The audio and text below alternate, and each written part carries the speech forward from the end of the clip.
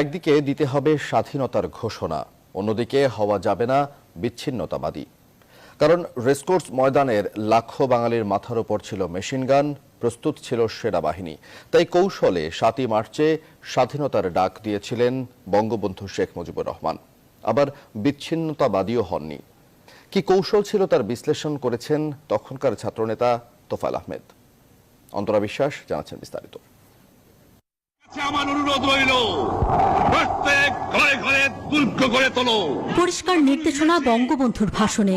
আর যদি একটা গুলি চলেছিল ২৫শে মার্চ রাতে, আর তাতেই নিরস্ত্র বাঙালি সশস্ত্র বাঙালিতে রূপান্তরিত হয়। যে নির্দেশনা বঙ্গবন্ধু ৭ই মার্চের ভাষণে দিয়েছিলেন, অলিখিত ভাষণের প্রতিটি শব্দ তিনি উচ্চারণ করেছিলেন কৌশলে। কারণ রেসকোর্স ময়দানের চারপাশে উঁচু দেয়ালগুলোয় মেশিনগান সহ বড় বড় অস্ত্র নিয়ে প্রস্তুত ছিল পাকিস্তানের সেনাবাহিনী। এবং তোমাদের যা কিছু আছে তাই নিয়ে প্রস্তুত থাকো। বঙ্গবন্ধুর ভাষণে ছিল ৪ দাবি। পাকিস্তানকে মার্শাল ল প্রত্যাহার করতে হবে, সেনাবাহিনীকে ব্যারাকে ফেরত নিতে হবে, আগের কয়েকদিনের হত্যাকাণ্ডের বিচার করতে হবে এবং নির্বাচিত প্রতিনিধির কাছে ক্ষমতাও হস্তান্তর করতে হবে।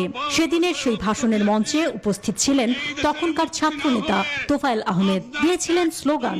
সেদিন বঙ্গবন্ধুকে অন্য পথ দিয়ে রেসকোর্স ময়দানেও নিয়ে যান তিনি। পরের দিন ৮ তারিখে ISI রিপোর্ট করেছে চতুর শেখ মুজিব চতুরতার সাথে বক্তৃতা করে গেল। একদিকে স্বাধীনতা ঘোষণা করলো, অপরদিকে ৪টি শর্ত আরোপ করে বিচ্ছিন্নতাবাদী আখ্যায়িত হলেন না। ৭ই মার্চে বঙ্গবন্ধু কি বলবেন আর কি বলবেন না তা নিয়ে গভীরভাবে চিন্তায় ছিলেন আগে থেকেই। আগের দিন শেখ ফজিলাতুন্নেসা মুজিব বঙ্গবন্ধুকে বলেন যেন যা বিশ্বাস করেন তাই তিনি বলেন। বঙ্গবন্ধু বলেছিলেনও তাই। রক্ত যখন দিয়েছি, রক্ত আরো দেব, বাংলার মানুষকে মুক্ত করে ছাড়বে ইনশাআল্লাহ। অর্থাৎ একটা মুক্তিযুদ্ধ কিভাবে সংগঠিত হবে সেই নির্দেশ তিনি দিলেন।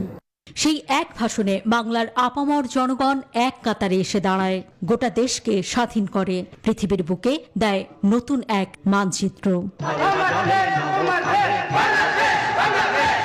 অন্তরা বিশ্বাস, নিউজ 24, ঢাকা।